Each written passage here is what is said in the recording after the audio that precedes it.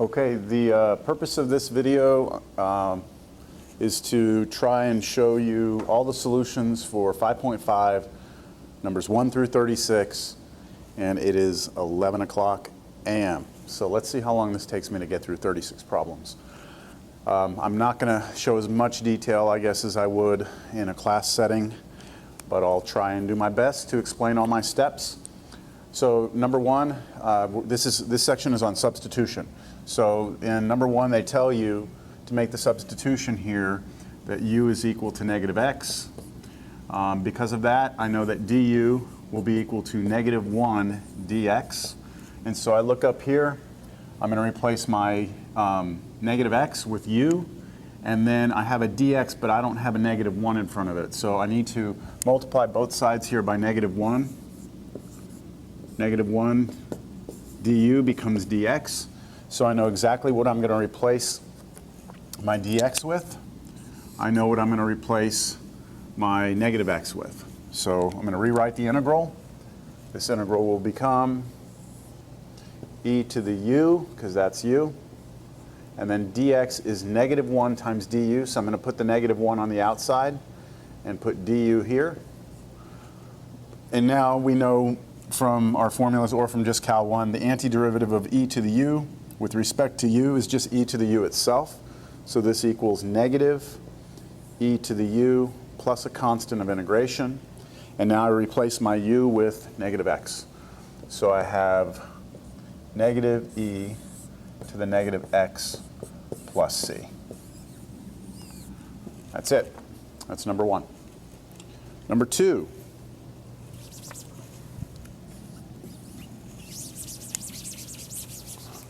We have x cubed times 2 plus x to the 4th to the 5th power. And they're asking us to make the substitution of u is 2 plus x to the 4th. Now the reason why that substitution works is because the derivative of this is 4x cubed, and I have an x cubed out here. Oops, forgot my dx. I have an x cubed out here, and so I'm off by a constant, so that's a good thing. So I'm going to take the derivative here. Du is 4x cubed dx, and since I'm off by this, I don't want the 4 here because I don't have a 4 there. I will scale both sides of this by 4, or divide both sides by 4. Now I have my x dx. So remember, when you write this, this x cubed can slide out here to the back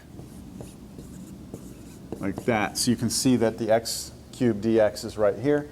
That'll be replaced with 1/4 du.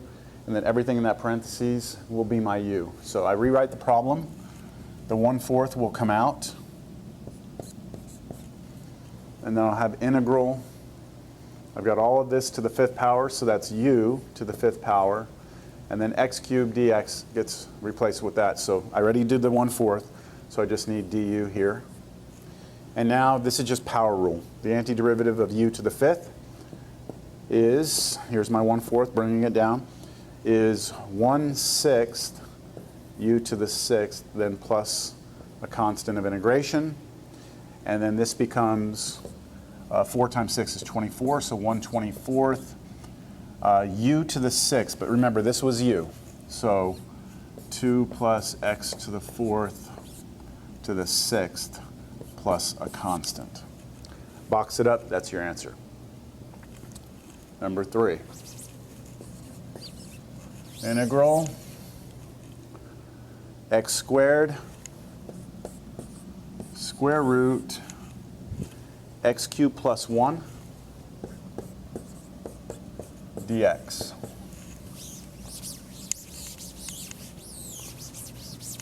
All right, so for this one, they tell you again that they want you to use this for u. Now let's see why.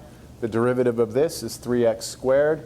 I have an x squared right here, so I'm off by a constant. Again, this is going to work. 3x squared dx. I don't want the 3, so I scale it. 1/3 du is equal to x squared dx.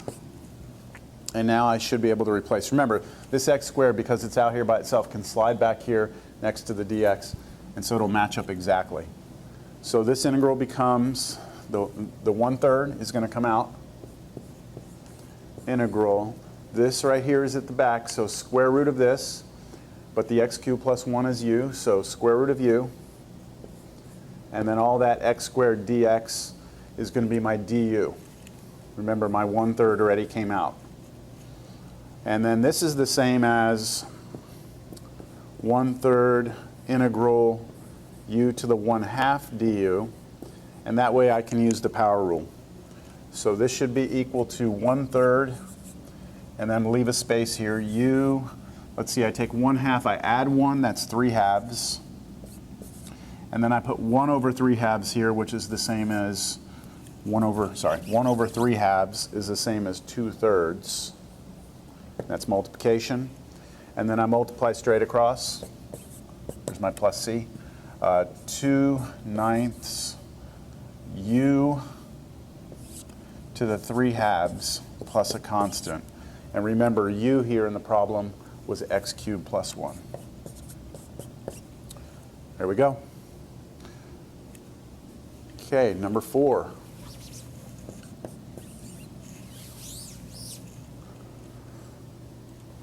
Integral dt over 1 minus 6t all to the 4th. All right, and now in this problem, just first recognize that our variable is t, not x. That's okay, it's just a dummy variable, doesn't matter what we call it. Just keep in mind that this integral is really 1 over 1 minus 6t to the 4th dt. So that dt could slide out to the side here. And they ask, or they tell us that we should use the substitution 1 minus 6t. And the reason why is because the derivative of this is going to be negative 6 dt. And I don't have a negative 6 anywhere, but I have a dt. And also, if I do that, my u, this whole thing right here, will be replaced with u. So I'll have 1 over u to the 4th, and that's good, because 1 over u to the 4th is u to the negative 4. So I'll be able to work with that. So I take my derivative here, negative 6 dt, dt not dx, because my variable is t. I'll scale both sides, so negative 1/6 du is equal to dt. So I'll replace dt with this. I'll replace 1 minus 6t with this. Rewrite the integral. Let me get that negative 1/6 out. Negative 1/6 integral 1 over all of this to the 4th, which is the same as u to the 4th. And then dt over there is going to turn into du. Remember, the negative 1/6 came out. But this integral is just negative 1/6 integral u to the negative 4 du.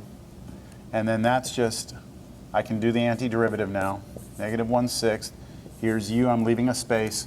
I add 1 to negative 4, which is negative 3.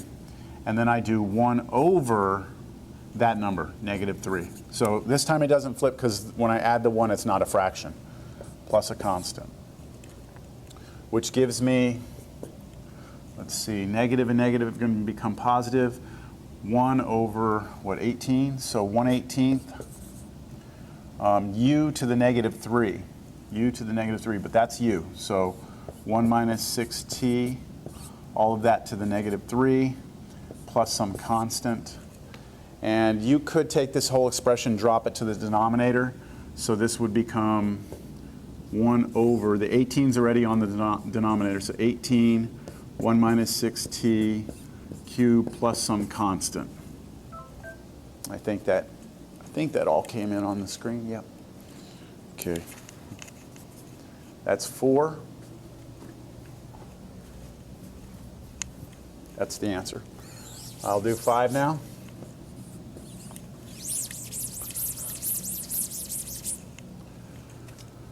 Integral cosine cubed theta, so we're using theta now instead of x, sine theta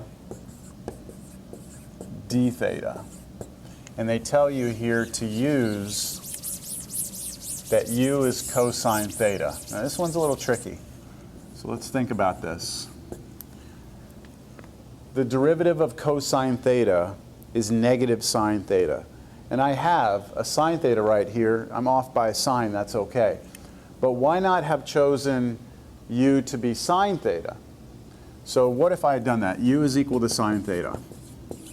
Well, the derivative of that is cosine theta, and I agree, I do see it here, but the problem is that it's cosine cubed theta.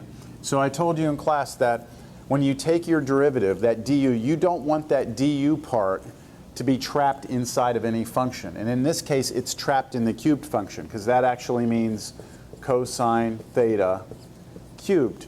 So you would have your derivative in here cubed, and that would throw everything off. So that's why we don't choose the sine for our u. So let's see how it's going to work here. If we do this, the derivative of cosine of u is, cosine of theta is negative sine theta d, well, our variable's theta, so d theta. And I have that right here, sine theta d theta. I'm off by the negative, so I'm just going to multiply both sides by -1. And now I'm going to rewrite the entire problem. I replace my cosine theta with u. And remember, that's u then cubed, so u cubed. And then my sine theta d theta is going to turn into negative du. And I'll go ahead and pull that negative outside now, negative, and then put du. And then, come on in. Hold on. Yes, sir. Hello. Hi, are you here for something? Yeah, Mark Pena called in this okay. printer. I'm doing a recording. Is there anything? It's okay. You can work on it? Yeah, go ahead. Okay. As long as you don't mind me talking in the background. No, okay. All right. So we have power rule on this. So we add 1 to that and divide by that. So 1/4 u to the 4th plus c. Are you going to need to get to the workstation? No? Just the PC? Okay. Thanks. Okay, no problem. All right, so now we'll just replace our u with cosine theta. So we'll have negative 1/4 cosine theta to the 4th power. So I'm going to put that here. That's just a different notation. And then plus c. That's it. All right, number 6.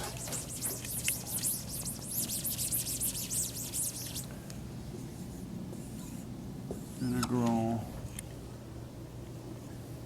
I did one like this in class. Very similar to this. Oh no, it was just x squared here. Yeah, this is real similar to what I did in class. Again, they tell you what substitution to make in the book right now. This is actually the last problem where they tell you what to do.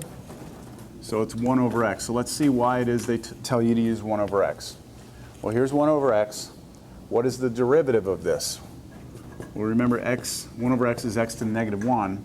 If we take the derivative of this, the -1 comes out, x, and then we subtract the power because we're taking the derivative, minus 2 dx.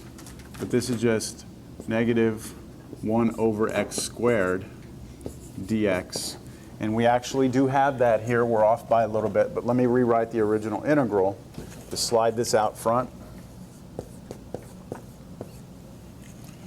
2 looks terrible. There we go. So that's just sliding this out front. And then what we're left with is a 1 up here over x squared. So times 1 over x squared dx. And then there you go. It's right here. 1 over x squared dx. And so the -1 I need to get rid of. So negative du makes this positive, so I don't have it anymore. All right, so now I rewrite the integral. And secant squared of 1 over x is going to become secant squared of 1 over x was u, so secant squared of u, times the 1 over x squared dx becomes negative du, so I'm going to slap a negative out here in front. Here's du. And then the antiderivative of secant squared is tangent. So this is now no more integral sign, minus tangent of u plus a constant. And this is going to be negative tangent of u, but u is 1 over x plus a constant. And that's it. Box it up.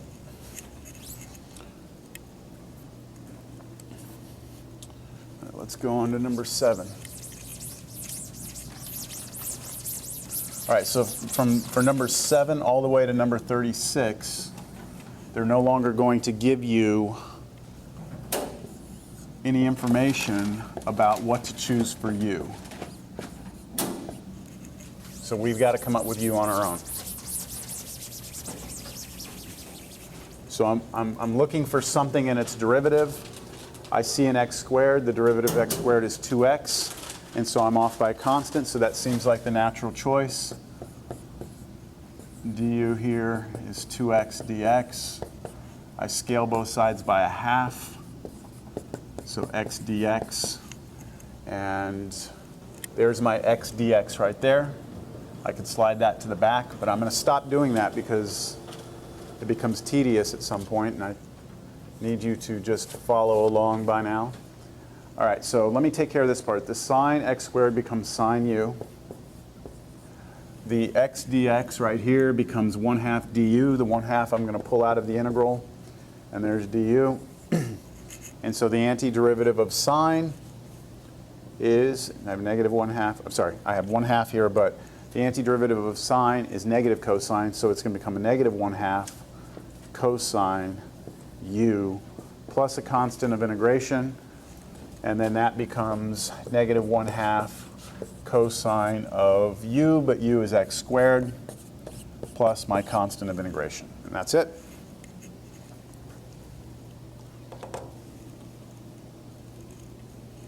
Number 8. Let's see, it's been about what here? Almost 20 minutes, and I'm on number 8. So x squared e to the x cubed.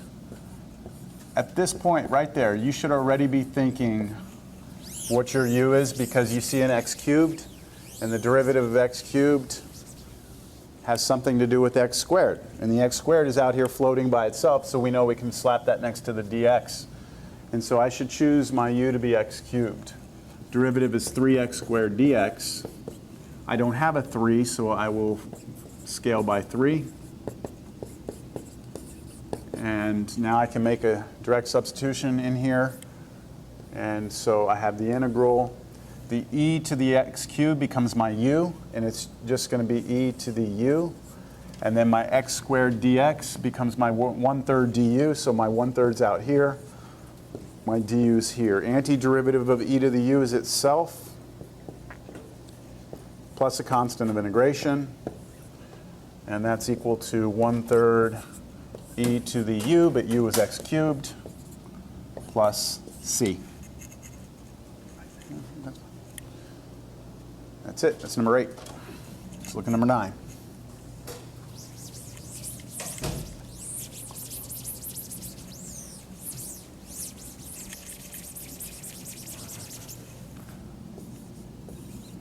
Okay, number 9. I'm waiting for these to get interesting because they do start to get kind of interesting. 1 minus 2x to the 9th power dx. I think that's a 9. Yes. All right, so I need to choose something for u. So how about what's in parentheses? All of that. If that was u, then this becomes u to the 9th, and I know how to find the antiderivative of u to the 9th. The question is, do I have the derivative of that? Well, I think I do. Because what is the derivative of this up here? You just get derivative is negative 2, and then remember the dx. So I'm off by a constant, because I have a dx. dx is always going to be there. It's just the negative 2 I don't have. So I just scale again by negative 2, so it becomes negative 1/2 on this side. This side is just dx, and now should be able to do this. Okay, all of this to the 9th power is going to be what, u to the ninth? And then dx is going to be our negative 1/2. And then du. Come on in.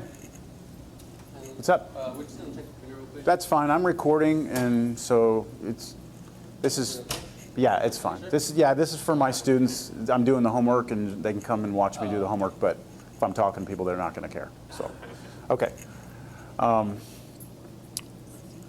So u to the ninth, du. We've got this. So this is just power rule. So negative 1/2. Let's see, we leave a little space here, add 1 to that, that's 10. Out here, 1 over this, so 1/10, plus a constant of integration. And so we have negative 1/20th, and then u to the 10th, u to the 10th plus c. Let me go ahead and replace u. U was 1 minus 2x to the 10th, and then plus c. So that's it right there. All right, number 10.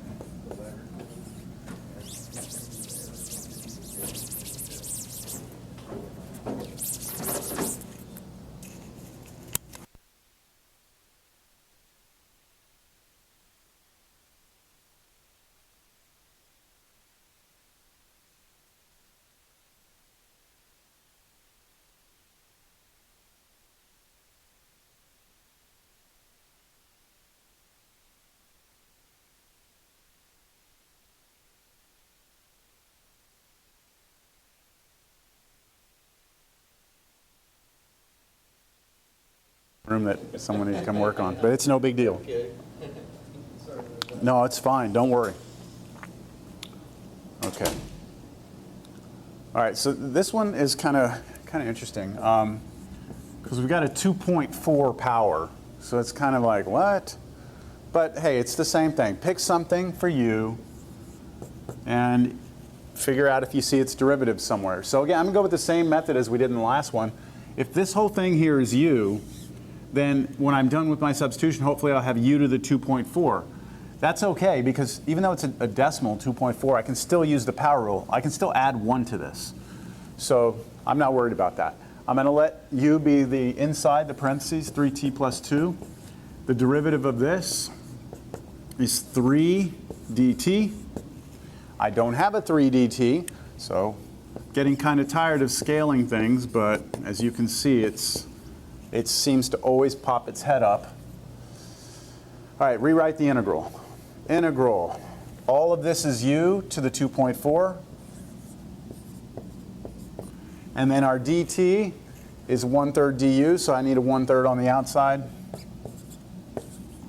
Du here. The antiderivative of this, 1/3. Let me give you a second, make sure you have that. The antiderivative here, u, leaving a space, and then I'm going to add 1 to 2.4. So 2.4 plus 1, 3.4. And then over here, be careful, 1 over 3.4, and then plus my constant of integration. And I'm probably going to need my calculator here. I'm not sure what the book does, if they do this or not, but I'm going to get my calculator. And how are we doing on battery life here? I've got plenty of time, 91 minutes. Hopefully that's enough time. Oh man, my calculator's dead. Ah. All right, well, multiply those two together on the bottom, you get some number. I'm just going to put some number, I don't know what it is. And then u, which was 3t plus 2 to the 3.4 power plus c. And that's it. So this number right here is 1 over 3 times 3.4, and then figure out what 1 time over that is. And I could check it in the back of the book, but I'm not going to. All right, moving along here. Number 11.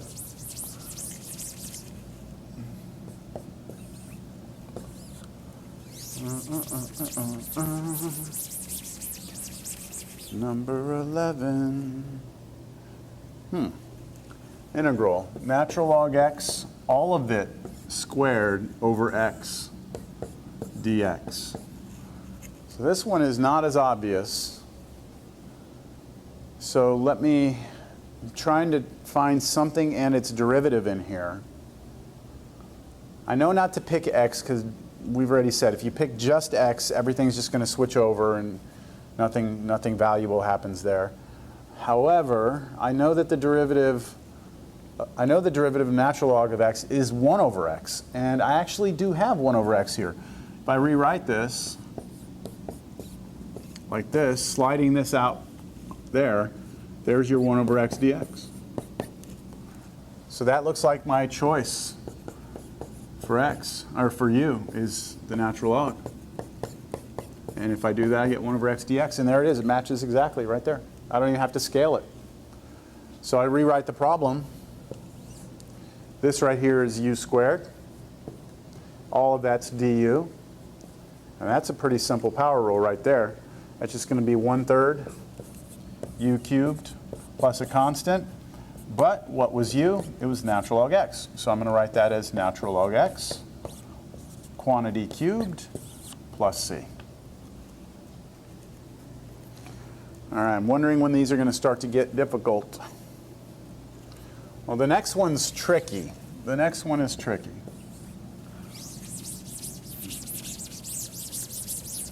After this next one, I'm just going to take a small break, but I'm going to let the video run for a second, or run while I take the break.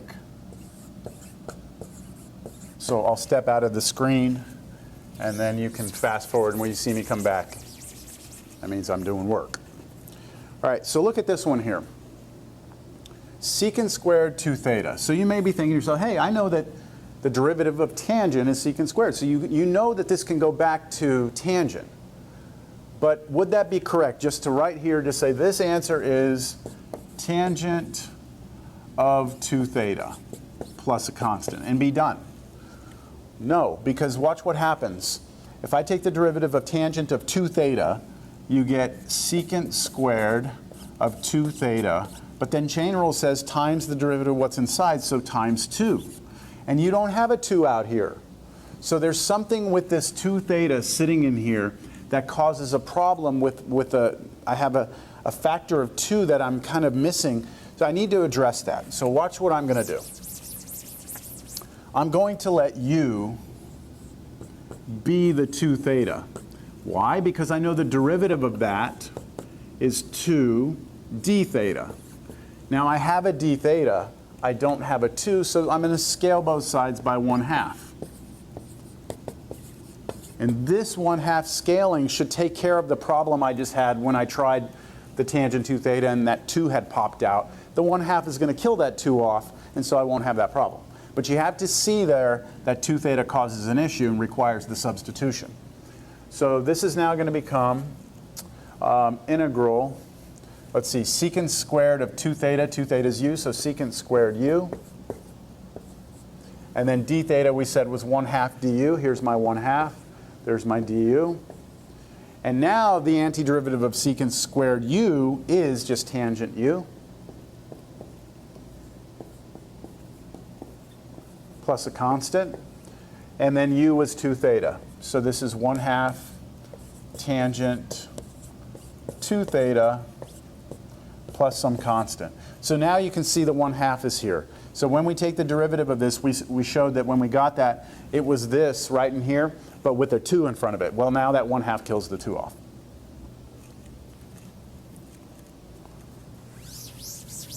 This comes up a lot when you have trig functions. You have expressions in here that are linear like this, and so you always have to take account for that number right in front of the variable. You have to somehow come through and scale by it to undo it when because it pops out in the chain rule when you take the derivative. Okay, I'm going to take a quick break. I'm just going to leave the board like this, and then I will come back into the video here in a second, turn my mic off.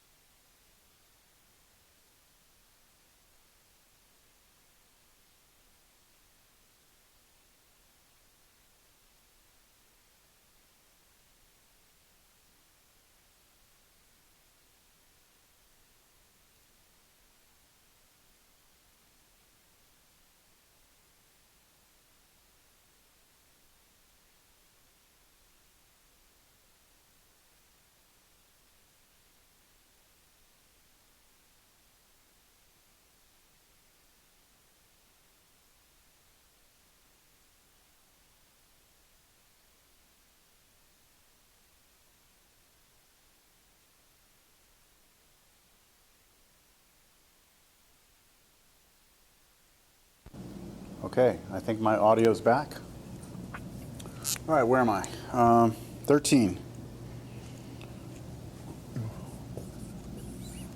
Integral dx over 5 minus 3x. So I'm going to slide the dx to the outside. And the problem that's written up here, remember you can always slide that out.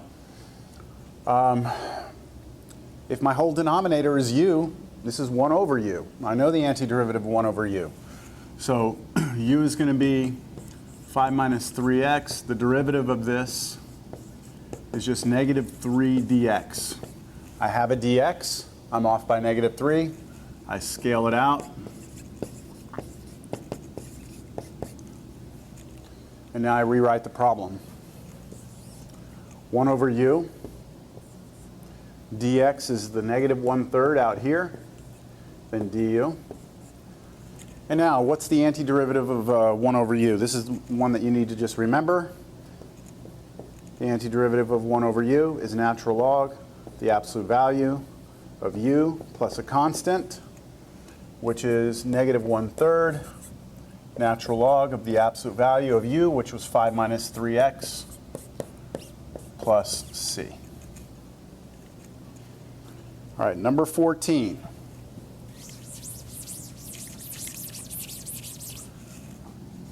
I'm still waiting for these to get messy.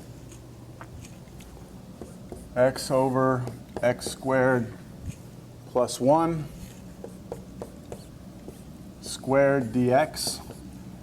I already see something in its derivative. In the parentheses, in the denominator, I see x squared plus 1. The derivative of that is 2x. I have an x on top. That's perfect. Well, not perfect. I'm off a little bit. X squared plus 1. Derivative of this is 2x dx. This x dx is what I have up there. So I'm off by 2. Scale it again. Are you getting tired of scaling? I am. Just get used to it, though. It's going to happen a lot. All right, I'm going to rewrite the problem now. Integral. Remember, I had this is u, and it's squared, and it's on the bottom. So I'm going to write this as a 1 over that. So 1 over u squared. And then the x dx is the 1/2 du. So here's du, here's 1/2. So that was this x dx was 1/2 du, 1/2 du.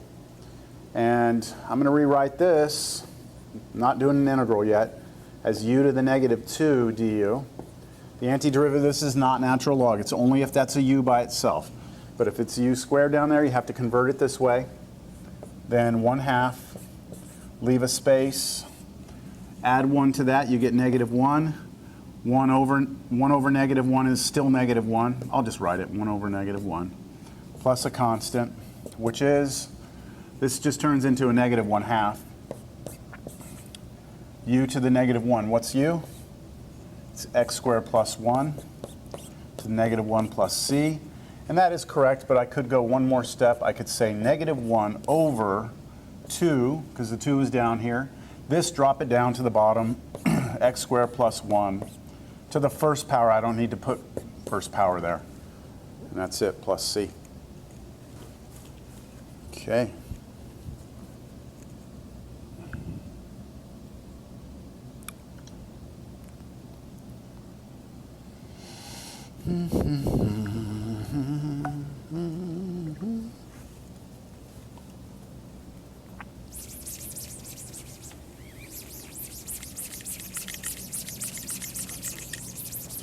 Number 15.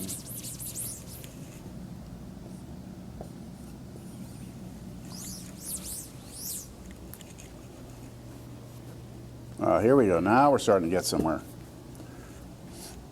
Integral a plus bx squared over square root 3ax plus bx cubed dx. All right, now we're finally getting somewhere. All right, so let me point out first that the variable in the problem is x because of this. The a and the b in the problem are assumed to be constants, fixed numbers. We just don't know what they are. So a could be 2 here, b could be 5. But they're not going to tell us. They want us just to leave it as an arbitrary value. So I'm looking for something in its derivative. So what I notice right now is what's underneath the square root is a cubic expression plus a linear expression. So if I take the derivative of a cubic expression, I'm going to get a squared expression, which I happen to have. And if I take the derivative of a linear expression, I'm going to get just a number, which I have. A is just a number. So I'm seeing that linear plus cubic, derivative of each one would give us a number in a quadratic. So I'm going to just go for this. I'm going to let my u be everything I see underneath that radical sign. And then I'm going to take the derivative. Now the derivative of 3ax, you do not use product rule because a is a number, it's fixed. So this may as well say 10x. Derivative of 10x would be just 10. Derivative of 3ax would just be 3a. Then plus, because I have a plus sign. Now derivative here, again, b is a number, so I ignore it. Derivative of x cubed is 3x squared. The 3 comes out, multiplies times the b, and then I have x squared. Now all of this dx. So now I look over here and I say, I better see that derivative somewhere over here. And I kind of do. Look, I have an a plus bx squared. Here I have an a plus bx squared, but there's a 3 in front of both of those. That's good, because I can factor that 3 out. If this was a 3 and that was a 5, I would be in big trouble right now. I'm not quite sure I'd be able to do this. So they had to make this problem very special so they would work out for me. So there's my 3 coming out of both of these terms. Now I'll scale both sides by 3.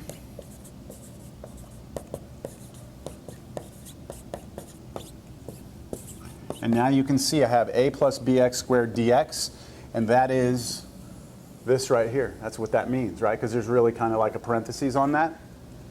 And so I have exactly this right side matching up here. So I will replace everything up there with 1/3 du. The bottom is the square root of this, but that's u. So let me rewrite this. I've got integral. All this is going to be on the side. I'm going to have 1 over the square root of all of this junk, which is u. And then everything here that I moved over to the side matched right here, and that's going to be replaced with 1/3 du. Here's my 1/3. Here's my du. And that is just a power of u, so I will rewrite it as u to the negative 1/2 du, and then apply the power rule. So 1/3, I'm going to have to erase this. And then I have a little space in front, u to the, let me add 1 to that. Negative 1/2 plus 1 is 1/2. 1 over 1/2 is 2, so I can write that as times 2. And then plus c, which is 1/3 times 2 is 2/3. And then u, which was all of this, to the 1/2, which is the same as the square root.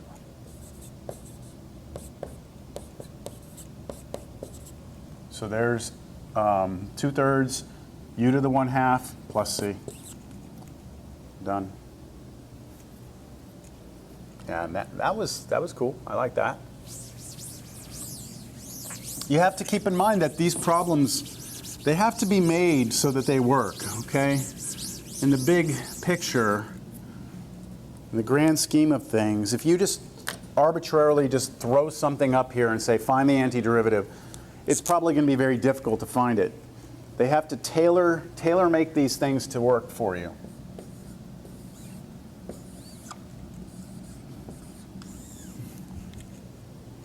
One minus u squared.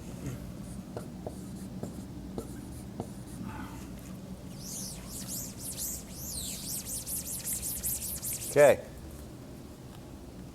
16 doesn't seem as bad as 15 was. Oh, you know what? Maybe that's why it's bad, because they're using the variable u already. So I can't make a substitution of u equals something, because u is already being used. So guess what? I get to use a different variable. How about w? So I'm going to make, instead of a u substitution, I'm going to make a w substitution.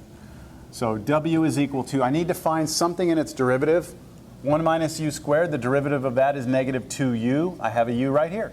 I'm off by negative 2. So w will be equal to 1 minus u squared.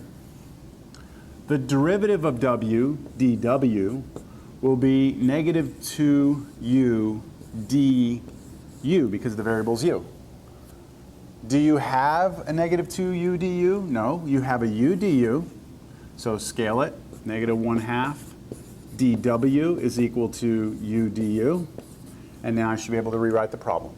Remember, that u is really back here behind the radical next to this du. So integral, the square root part becomes square root of w. And then u du is this. Negative 1/2 comes out. dw goes here. And now you just need to find the antiderivative of this. So negative 1/2 integral, this is the same as w to the 1/2 dw. And then that's negative 1/2. And then I'm going to leave a space. I add 1 to this. 1/2 plus 1 is 3/2. And then I put 1 over 3/2 here, which is 2/3, plus a constant. 2's cancel. I get negative 1/3 w, which, remember, w's that. 1 minus u squared to the 3/2 plus c. Now, we're done here, but I want to just show you something because the back of the book might look different. When you have something like this raised to the 3/2, remember what that means. This right here really means 1 minus u squared cubed, because that's what the 3 means, and then the 2 here means square root. So you really have this. Since it's cubed, you could write 1 minus u squared squared times 1 minus u squared. So if you put these two together, you would have 1 minus u cubed. But remember that anytime you have something squared underneath the square root, basically it can come out. So it's 1 minus u squared comes out of this. This is gone. And this is still there. So square root of 1 minus u squared. So just keep in mind that you could have this answer, or you could have a negative 1/3 in front of this, which turns into this, plus c. So either this line or this line would work as an answer. All right, 17.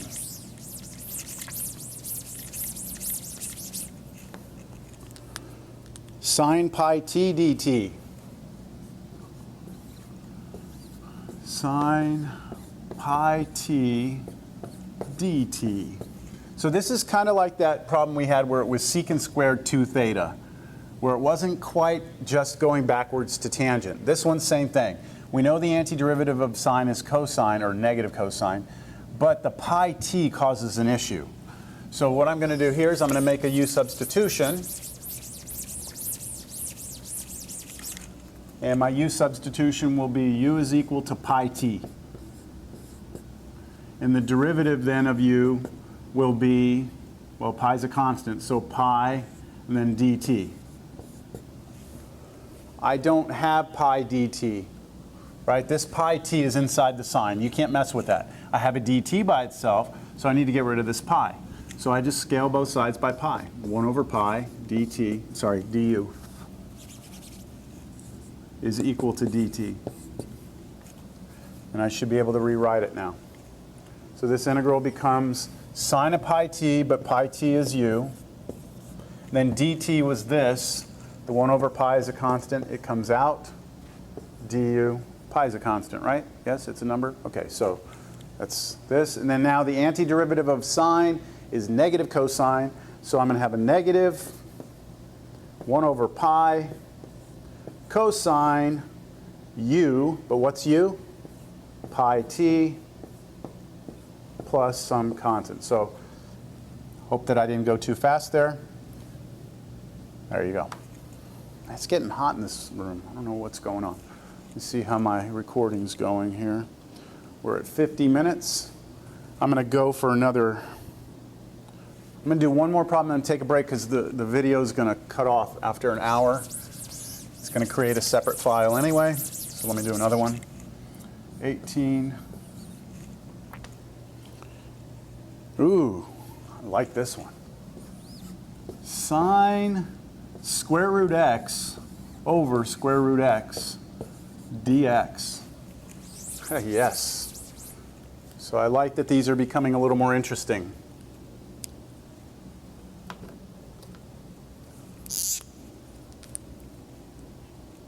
All right, well, I need to see something in its derivative. I think really the only true candidate for u would be like square root of x, because I see it there. I don't want to pick sine of square root of x because I don't see the derivative of sine there. So let me just try it and see what happens. If u is the square root of x, we know from Cal 1 that the derivative of that is 1 over 2 root x.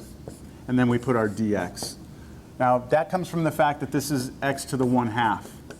And the derivative of this, the 1/2 comes out, times x to the, we subtract 1, we get negative 1/2. And so that's the same as 1 over 2 times 1 over x to the positive 1/2, because this you just drop down, change the power to a positive, but this means square root of x. So it's that. So I always teach my Cal 1 students, don't go through and do this power thing. Just remember this, because it happens so much. Derivative of the square root of something is 1 over 2 times the square root of that something. All right, so the question is, do I have that? Well, I do. If I'm willing to split this up again, and just remember that sine of square root of x can just come out here, leave me with the 1 over square root x dx. There it is. And I almost have it, except I don't have a 2. See that 2? I don't have a 2 down here. So let's get rid of this 2. Well, since the 2 is on the bottom here, I'm going to multiply the tops by 2.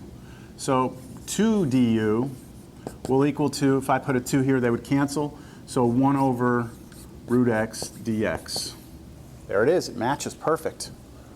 So I rewrite the problem. Integral. This is sine u. This part right here became a 2 du. Here's my 2. Here's my du. And the antiderivative of sine is negative cosine. So negative comes out, joins up with that 2. I've got cosine of u, but u is the square root of x plus c. Feels like they turned the heater on in here. Jeez. I think I can do one more. 19? Let me see 19. Yeah, 19. Do one more and then I'll cut the video. Integral e to the x square root of what? 1 plus e to the x? 1 plus e to the x. All right, so now we need to pick our u. This is one of those problems where you have to pick enough of a u that you make a difference, but not too much. So we all know that the derivative of e to the x is itself. So if I were to pick this e to the x as u, the derivative of that is right here, and so we would be in business. But what if I pick u to be 1 plus e to the x? The derivative of that is still e to the x. So I'm going to choose 1 plus e to the x because I know the derivative of that will still give me that e to the x dx that's right here. Now, I don't want to pick the square root of 1 plus e to the x because that'll be too much. The derivative of the square root's ugly. I don't have that ugliness in here. So this is actually straight away, right? We have integral. We have e to the x dx. I'm going to take care of that in a second. This right here is square root of that, which is square root of u. And then e to the x dx is exactly du. Wow. Remember that's e to the, I'm sorry, this is the same as u to the 1/2. And then the antiderivative, we add 1, which would give us 3/2. So 2/3 out front, u to the 3/2 plus a constant would be our antiderivative, but u was all that. So this equals 2/3, let's see, 1 plus e to the x to the 3/2 plus c. Remember that 3/2, we did that a second ago. So the book might actually split this up a different way. They might have this, 1 plus e to the x times square root of 1 plus e to the x. Just keep that in mind, that's what that means. All right, I think that's a good place to take a quick stop here.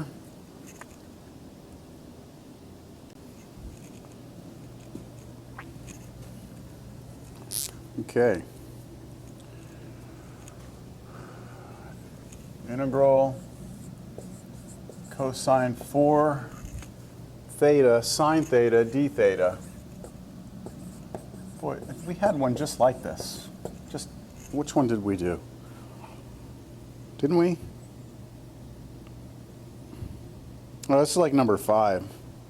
See, but they don't tell you what the substitution is.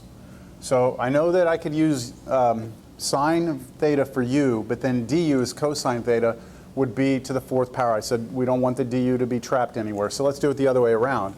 We let the u be cosine theta, and then du will be negative sine theta d theta, which I have.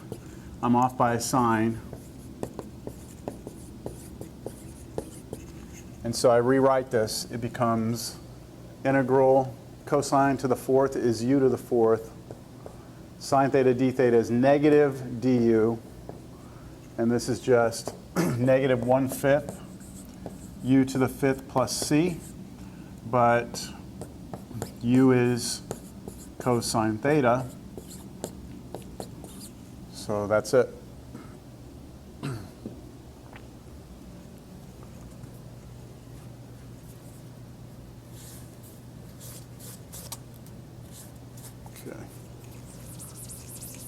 Oh, that was number, sorry, that was number 20.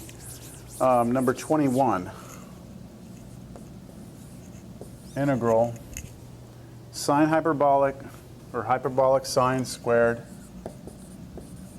x times cosine hyperbolic x dx. And all we need to remember here is that the derivative of hyperbolic sine function is the cosine hyperbolic function, and it works the other way around. Derivative of cosine hyperbolic is sine. There's no changing, there's no negative in that. That's special with the hyperbolics. So the question is, which one do you want to be u? If I chose this to be u, then du would be underneath, would be squared. I don't want that. So I'm going to choose the sine to be my u. I'll get u squared there, and there's the derivative. So u is equal to sine hyperbolic x. Derivative of that is cosine hyperbolic x dx, which I have exactly right there. This integral is real simple. U squared du. That's it. U squared du. And that's just 1/3 u cubed. But u is this, plus c. That's all. All right, 22.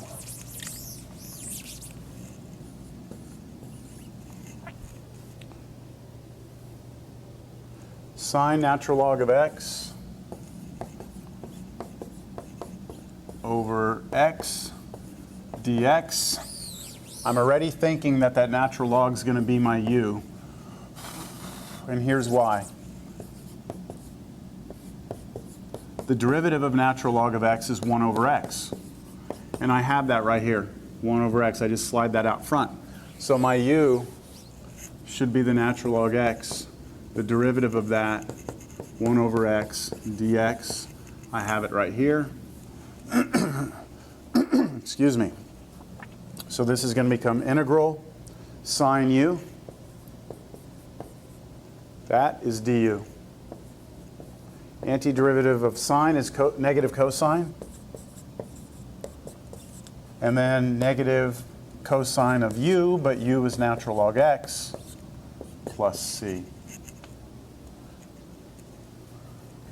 23.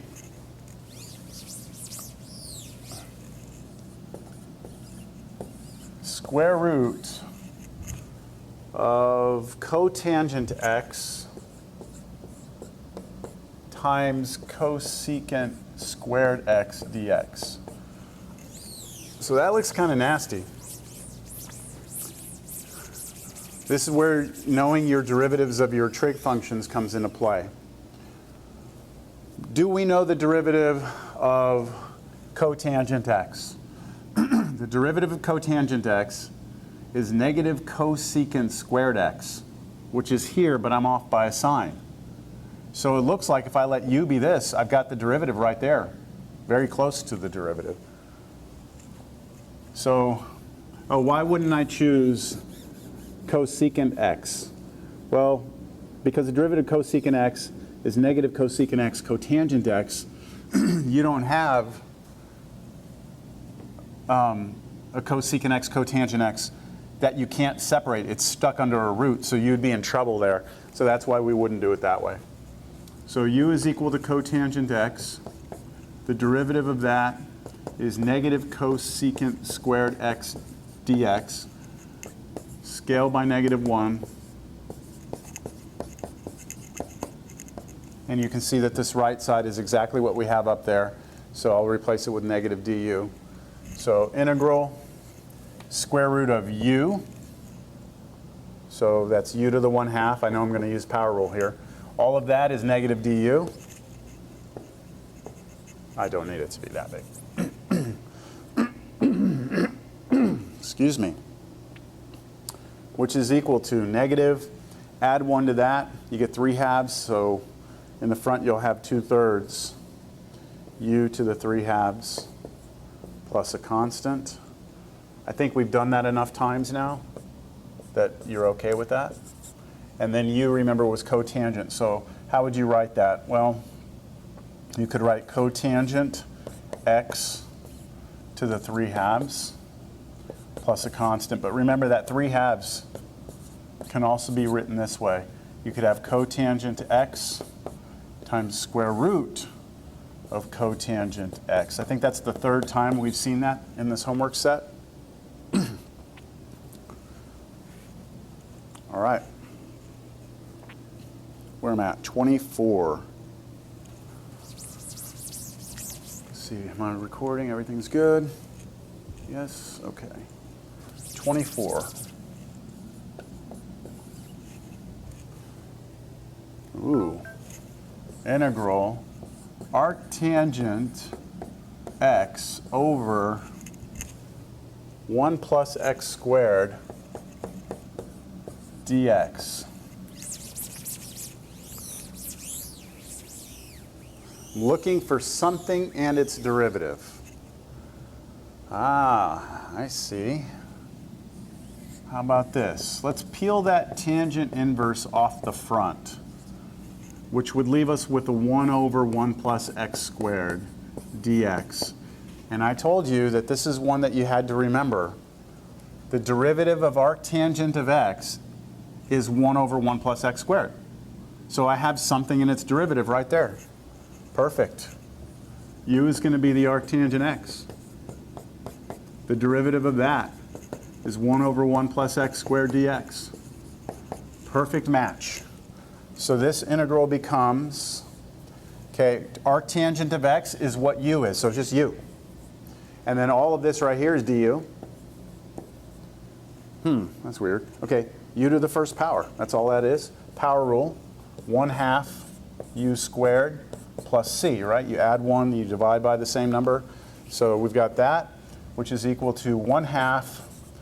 Now how am I going to write the inverse tangent squared? Do I make that a -2? No, I don't do that. What I do is I just write inverse tangent of x and then quantity squared. You can't have the squared and the inverse symbol all in the same place, so we just have to do it like that. And then plus c. What I'm trying to get at is this.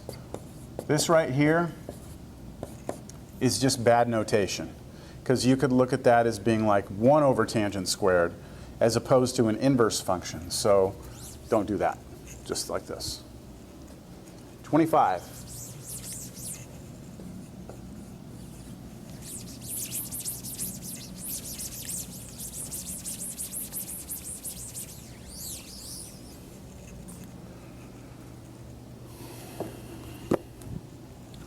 Integral.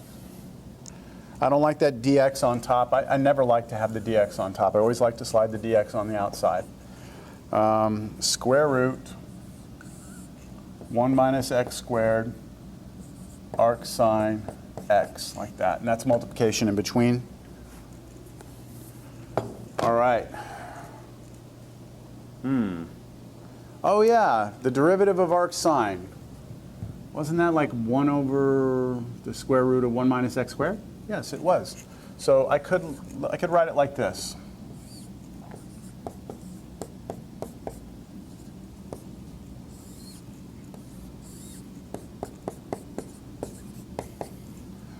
Now, be careful here. You do not pop this up like this and make it sine. The negative 1 does not mean drop it down. When it's with the trig function, it's a negative. That's inverse function. It's very different. So I can't move it. It's on the bottom. It's stuck there. But if I let that bottom piece be u, there's the derivative of it. So I should be in business. If u is equal to arc sine x, the derivative of that is 1 over square root 1 minus x squared dx. Look at something real quick.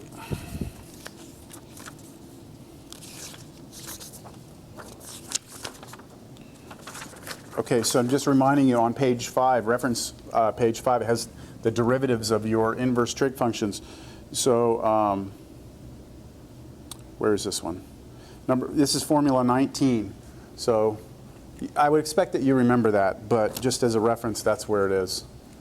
See, because if you don't remember that formula, then how are you going to ever see something in its derivative here? It'd be hard to remember. I mean, if you don't remember this right here, then I don't think that you ever make that connection. So try and get familiar with those formulas that we went through. Okay, let's rewrite the problem. All right, be careful here. 1 over this, but that's u. So this is 1 over u. And then all of that right there, perfect match, that's just du. Hey, check that out. The antiderivative of 1 over u is natural log absolute value of u plus a constant, which is natural log of absolute value of u, but u is arc sine of x plus some constant of integration.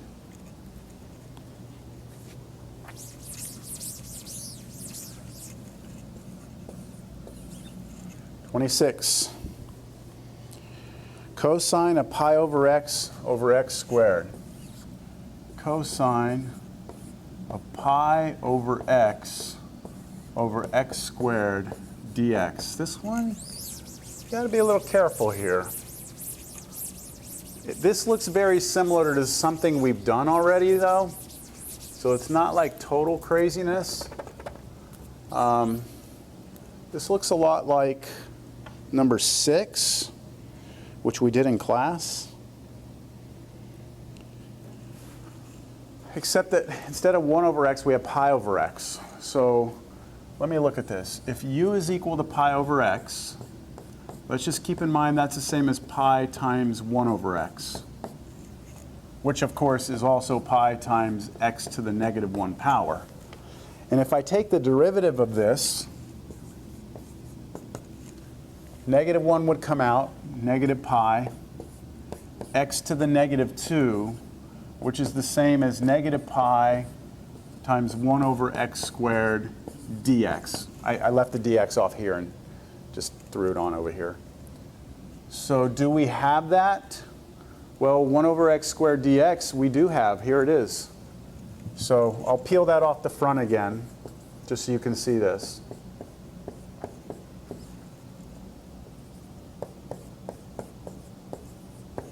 So slid this out, that left a 1 on top, here it is. That matches over there. So I'm going to have to scale this negative pi out of here, get rid of it. So on this side, divide by negative pi is the same as doing that.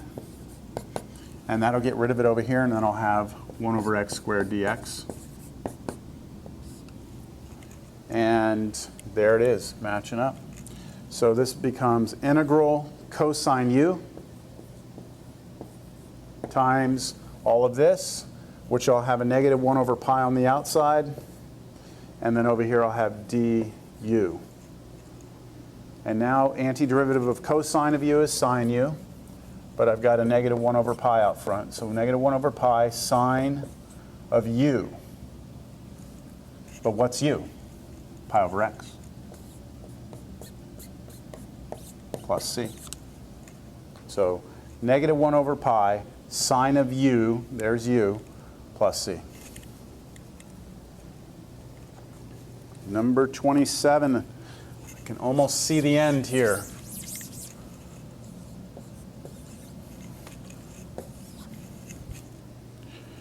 Secant cubed x tangent x. Secant cubed x tangent x dx. Ah. Uh-huh.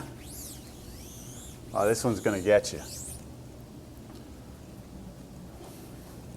Something in its derivative. Well, what's the derivative of secant x?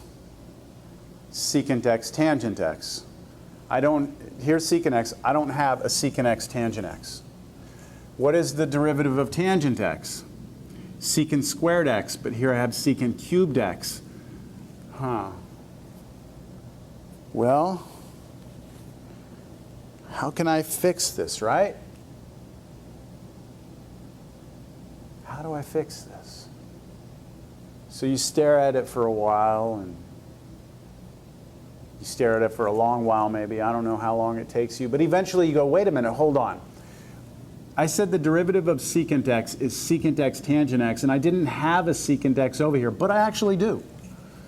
If I peel the first secant cubed apart and make it secant squared x times secant x tangent x dx, this is the same expression, except instead of cubed, I wrote it as squared and then just secant. And that's the key to the problem, because now if I let this right here be u, here's du, exactly. That's perfect. That's tricky. So I'm going to let u be secant x. Du is equal to secant x tangent x dx, which I have exactly right here. And so I'm going to rewrite the problem. Secant x was u, so this is u squared. And all of that is just du. And so my antiderivative here is 1/3 u cubed plus c, which is 1/3 u, which is secant x, but then cubed plus c. There it is. Wow, so that required a little bit of like a little algebraic manipulation first, kind of peeling that one off. Not a very natural step, but now you've seen it, right? And when I put it on the board, you know, I looked at it and I saw it right away how to do this. But how do I get to that point? You know, just practice, doing lots and lots and lots and lots and lots of integrals.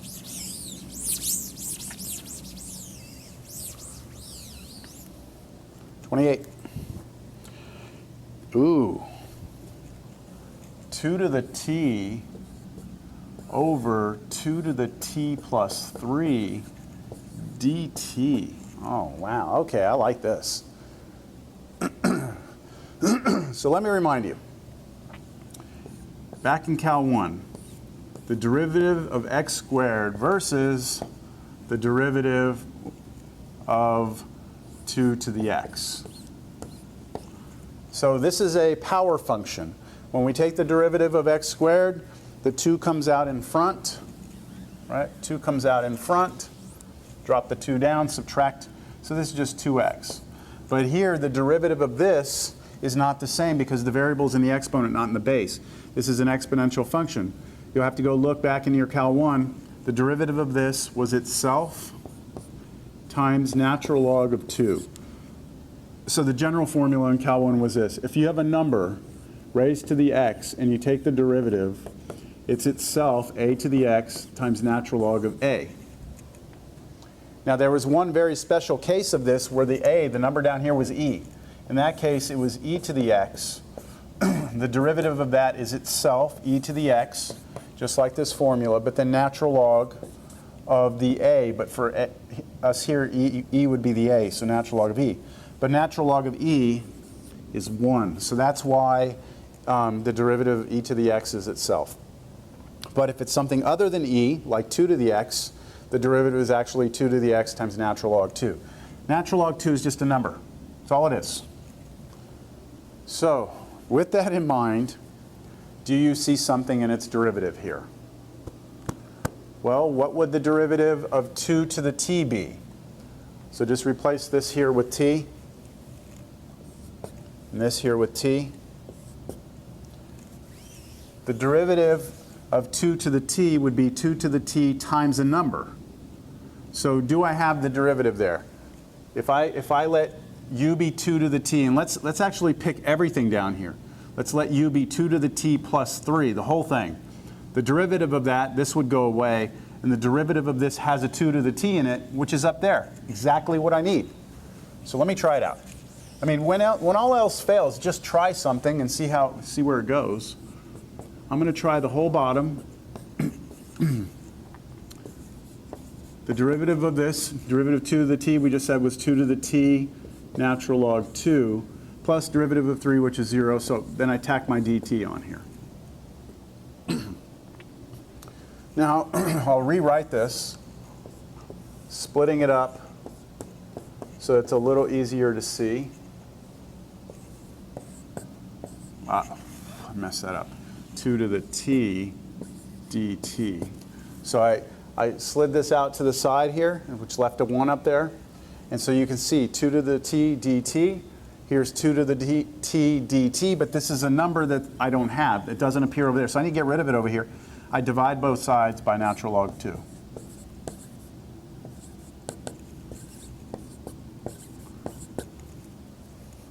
So let me rewrite the integral. Integral 1 over, that's u, times 2 to the t dt is this. I'm going to pull the 1 over natural log 2 out. I can do that because that is just a number, and then I still have du. And then what is the antiderivative of 1 over u? It's natural log. So I have 1 over natural log 2 times, antiderivative of this is natural log of absolute value of u, but this is u.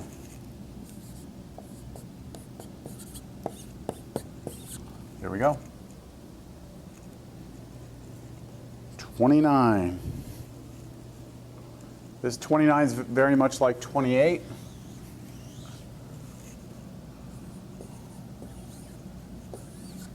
Five to the t sine of 5 to the t dt. Did they use t or x? Yeah, t. Well, I know that the derivative of 5 to the t is going to have 5 to the t in it again. So that's probably a pretty good choice. Let me pick the 5 to the t that's sitting inside that sine. The derivative of that is itself times natural log 5, and then dt.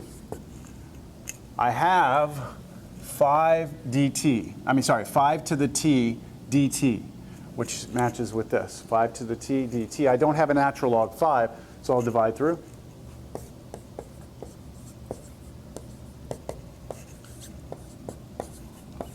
And that right there should allow me to rewrite this. So I'll skip this for now. This is sine of 5 to the t, which is sine of u for us. And then the 5 to the t dt is this, and I'll pull that constant out. And this will be du. The antiderivative of sine of u is negative cosine u, which will change this to a negative. 1 over natural log 5. Cosine of u, but u was 5 to the t, plus a constant. That's it. Number 30, getting close.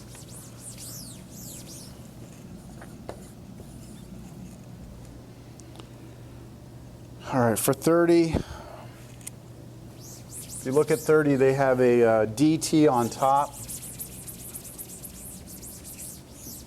So I like to slide that dt always out to the side. That's just my preference. So I will have integral. I have 1 over cosine squared t square root 1 plus tangent t dt. Oh, wow.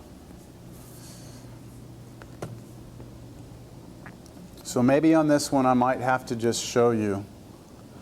I'm not sure if it'll be obvious or not to you. So the ugliest part of this is the square root of 1 plus tan t. So let me just try. I'm kind of cheating because I know, because of, again, the experience, I know this is going to work, but let me try and act like I don't. I'm just going to try this and see what's the derivative of this. Derivative 1 is 0. Derivative of tangent is secant squared t dt. I don't have a secant squared t dt. I don't see a secant squared here. Or do I? Remember, secant of t is equal to 1 over cosine t. That's the definition of secant.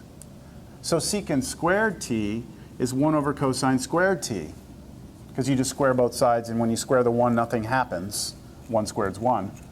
So if I had a 1 over cosine squared t, that would be the same as having this. But I actually do. I actually do have that. Look, I'll move this right here. 1 over the square root of 1 plus tan t times 1 over cosine squared t dt. So look, 1 over cosine squared t is here, 1 over this, and it's multiplication. So when I put those two together, it's exactly that. And so now I see that 1 over cosine t, let me throw my dt over here, that this is du. You know what, I'll do it this way.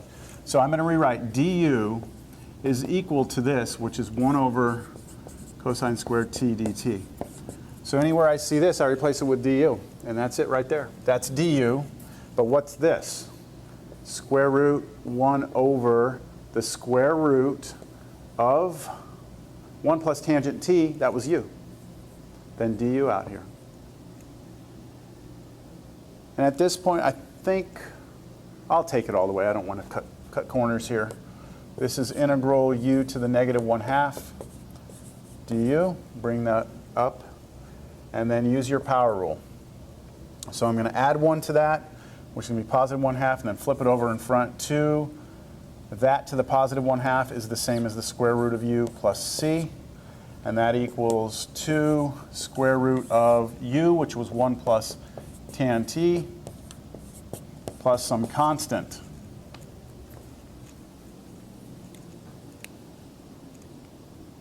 Nice.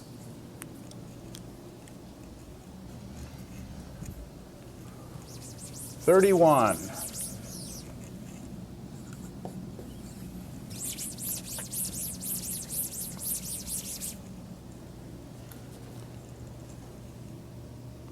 Sine 2, I did this one in class, I think.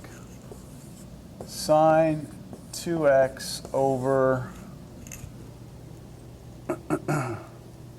1 plus cosine squared x. Yeah, I did this one in class. It's a little trickier to see it. But the key to the problem is to understand that your trig function here has x in it. This trig function has 2x. And so if you're going to want these derivatives to appear, you want something's derivatives to appear, they all have to have the same argument inside the trig function. So they both need to have x's in them, or they both need to have 2x's in them for us to have a hope that this is going to work. So this is where we just recalled from pre-cal that sine of 2x was 2 sine x cosine x. And so what I can do is I can rewrite the problem where the top is 2 sine x cosine, x, we are using x, sine x cosine x over 1 plus cosine squared x dx. And then I choose the entire denominator to be my u. And that's why? Because it works. If I take the derivative of this, I know that that's not a valid answer. I shouldn't be saying that because it works.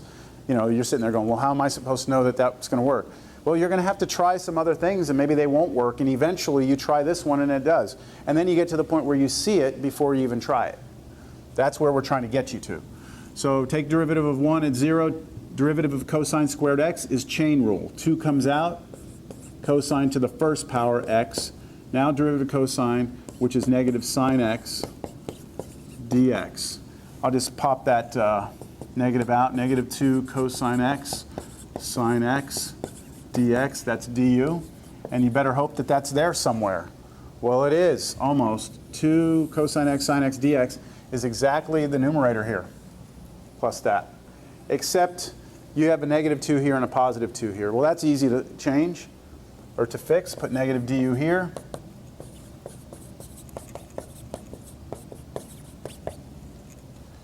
And now we should be able to rewrite this. Integral. Now all of this junk is going to become negative du, so that's going to be on the side. So I still have a 1 on top, 1 over, all of this down here was u, 1 over u, times all that junk, which was negative du. Here's my negative, here's my du. Antiderivative of 1 over u is natural log of the absolute value of u, but I have a negative out front.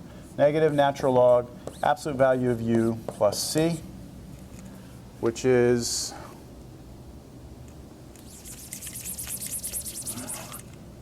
negative natural log absolute value of u, here's u, plus c. 32. Wait, that, oh yeah, okay, that's good because 32 is very similar to this problem. Oh yeah, I like that. I've been saying I like that a lot, haven't I? Maybe I should do this for a living if I like it so much.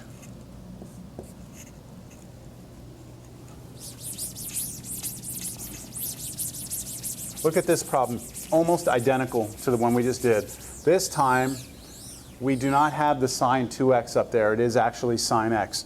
So we don't actually have the ability to split that up and have it match up with the denominator's derivative, right? When I took derivative down here in the previous problem, it matched up there. This time it won't. So I know the derivative of cosine is sine. Negative sine, I should say.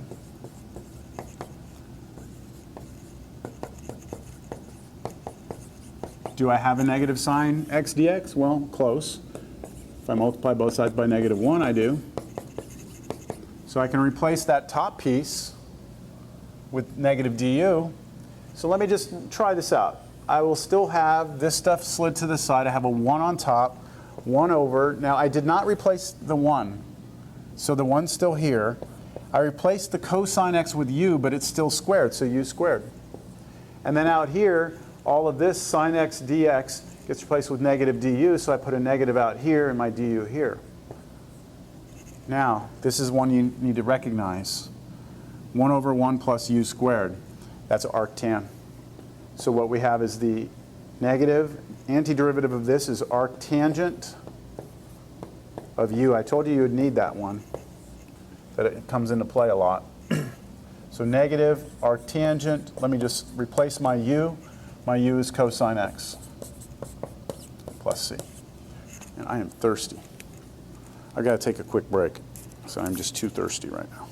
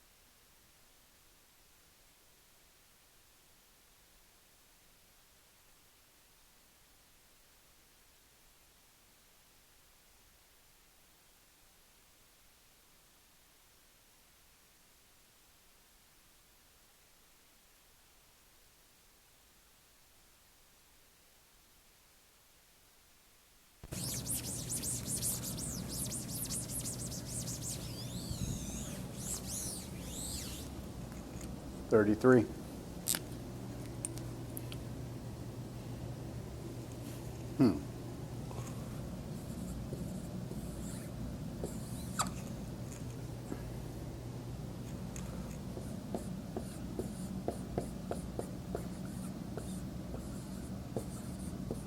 Great problem right here.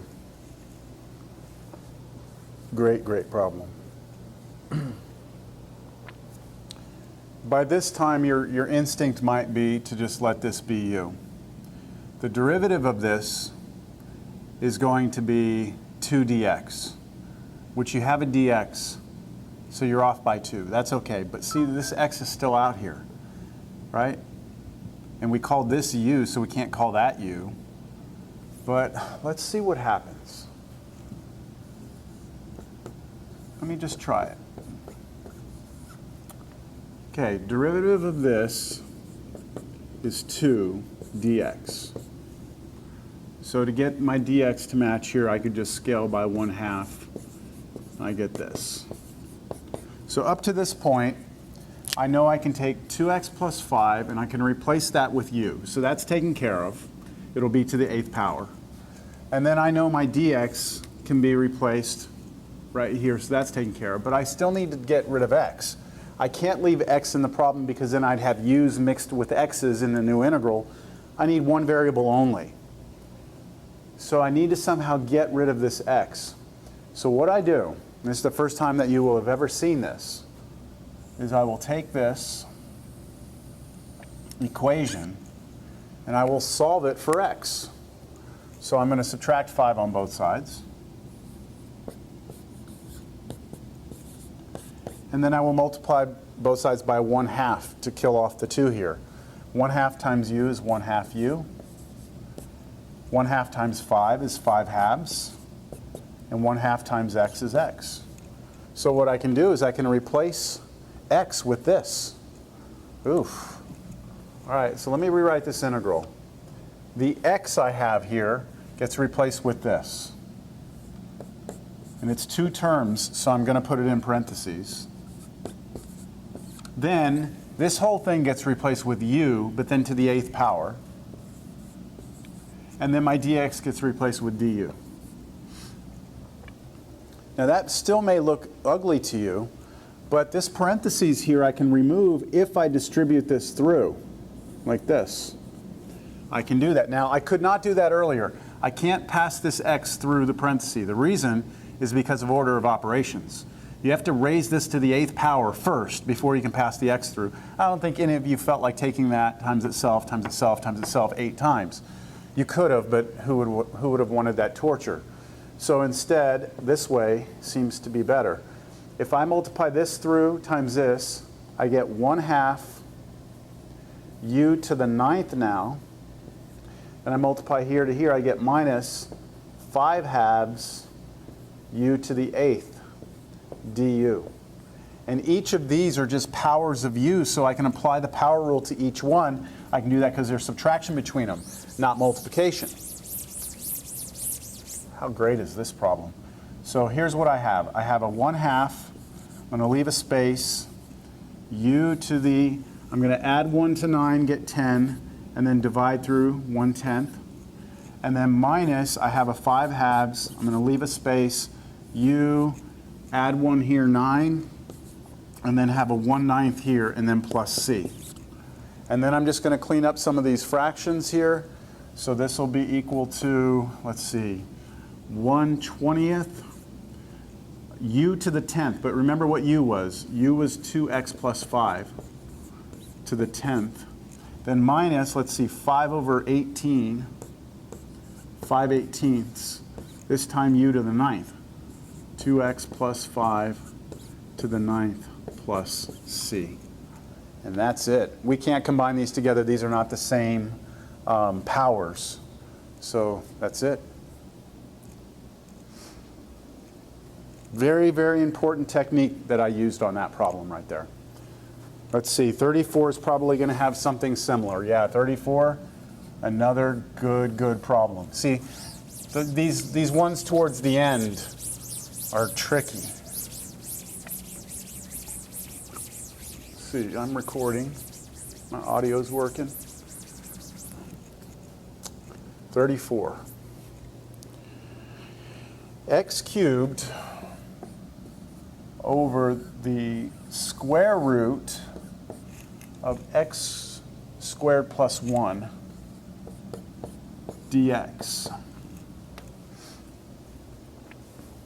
Now you might be thinking, all right, I'm going to just take u to be x cubed because the derivative of it has an x squared in it and it's down here, but remember, it can't be underneath the root. That's going to cause a problem. So then you say, all right, well, I've done enough of these, so maybe x squared plus 1 because the derivative of that, well, that's 2x. But I have an x cubed up there. I really need it to be like just an x. So why don't we squint our eyes a little bit and rewrite the top like this.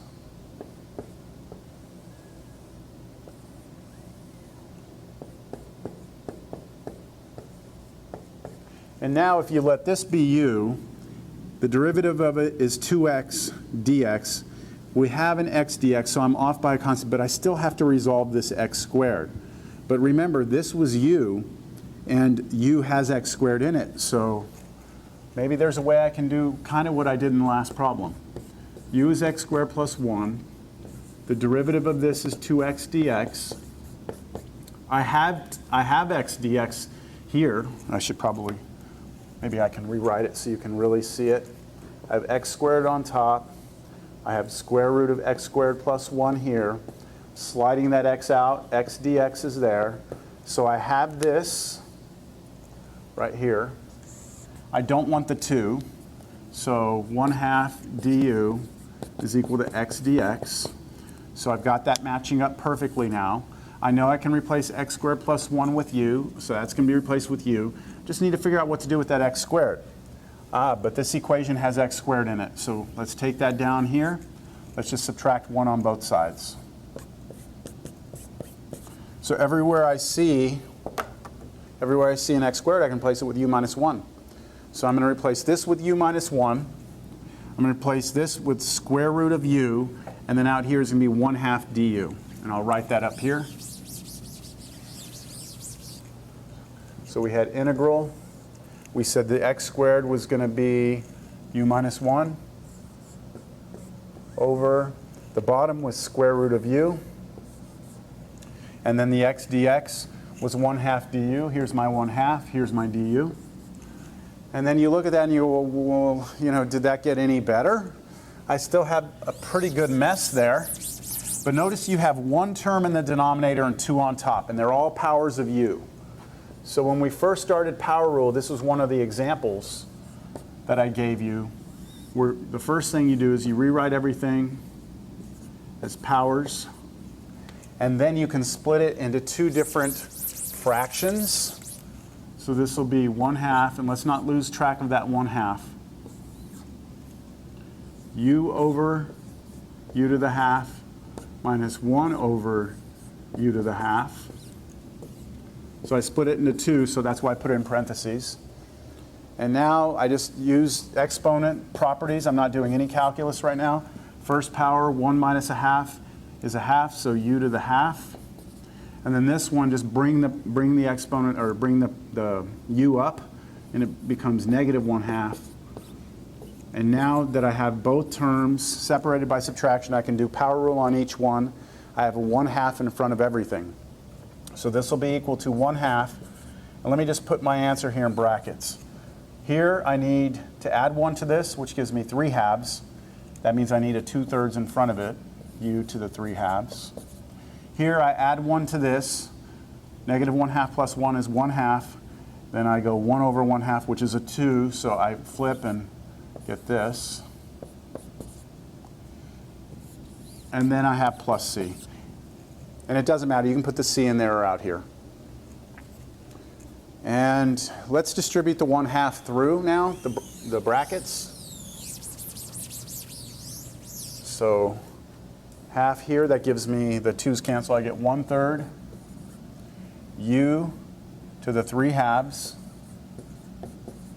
1/2 to here, the 2's cancel, I get minus u to the 1/2 plus a constant. And now, what was u? U was, I forgot, x squared plus 1, right? equals 1/3 x squared plus 1 to the 3/2. And we've seen this now several times that you could rewrite that a different way, but I'm going to leave it.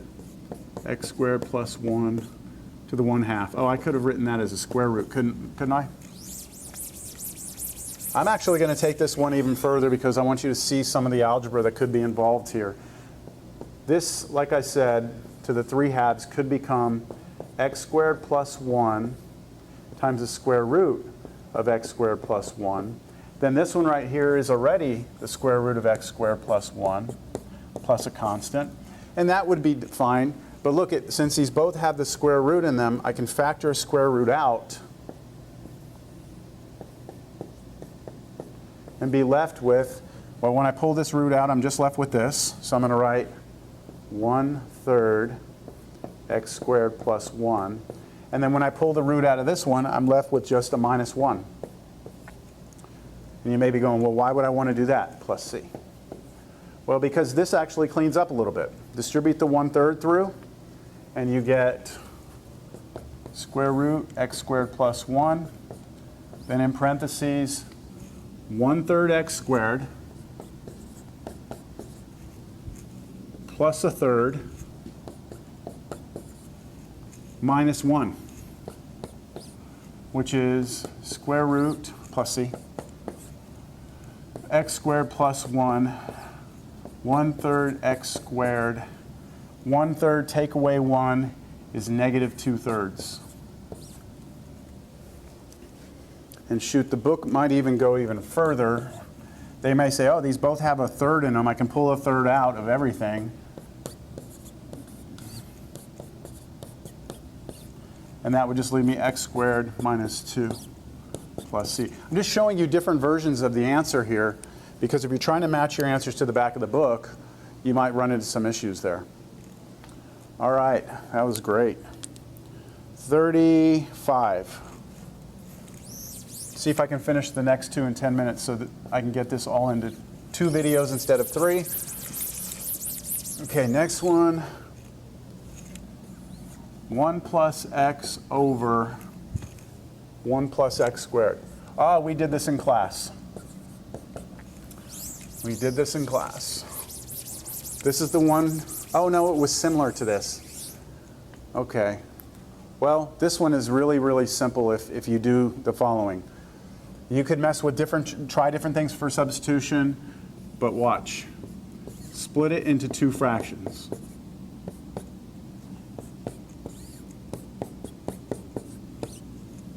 Now I'm allowed to do that.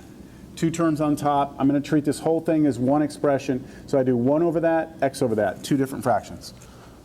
Now this one, you should recognize the antiderivative of this is just arctangent x.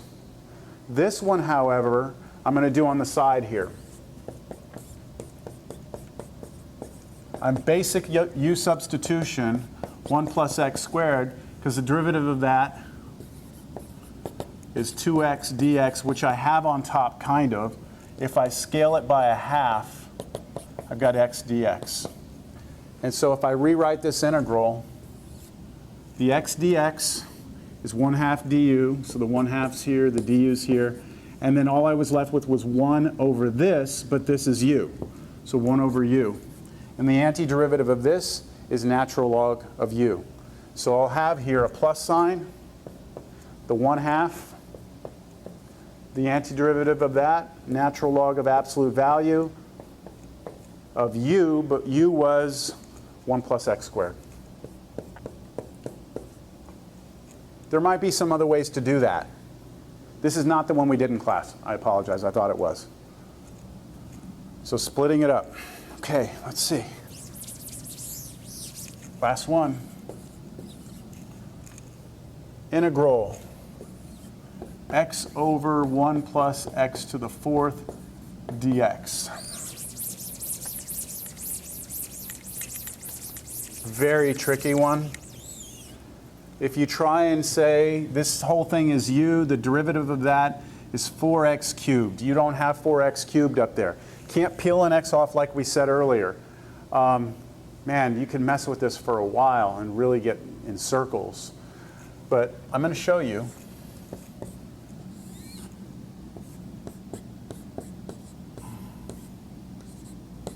If you agree that x to the fourth is x squared squared, then you could call this your u, and then the derivative of that is 2x, which you've almost got. So u is equal to x squared, du is 2x dx, half of du is x dx. So I can replace this x dx with half of du. I can replace the bottom 1 plus u squared. So my integral is, remember the x dx on the outside would become the 1/2 du. Since the x is gone here, there's a 1 over 1 plus. This x squared was u, but it's still squared. Recognize that? Arctan. So 1/2 arctangent of u plus a constant, but u was x squared plus c. That's it. All done. 36 problems. Took me right under 2 hours with some breaks.